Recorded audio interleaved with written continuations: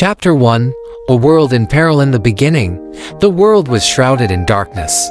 Evil and corruption had taken root in the hearts of men, casting a shadow over the earth. The cries of the oppressed and the suffering of the innocent reached the heavens, and God looked down upon his creation with a heavy heart. Chapter 2. The birth of Jesus.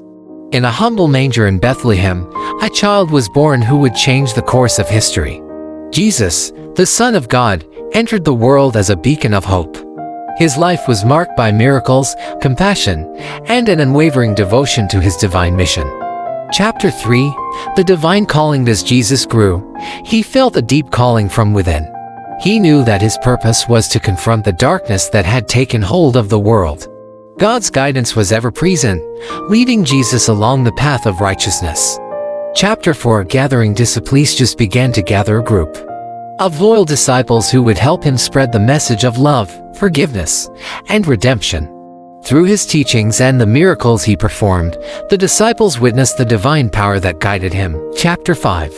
The Sermon on the Mount. One of the most powerful moments in Jesus' ministry was the Sermon on the Mount. Here, he shared the Beatitudes and taught the principles of love, humility, and peacemaking. His words resonated with the masses, offering a glimmer of hope in a world plagued by darkness.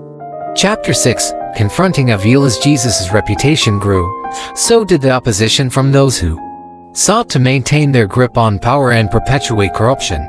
He faced temptation and confrontations with evil forces, but his unwavering faith in God's guidance sustained him.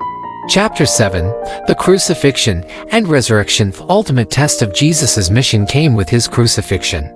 He bore the weight of the world's sins on the cross, but through his sacrifice, he conquered death and rose from the dead.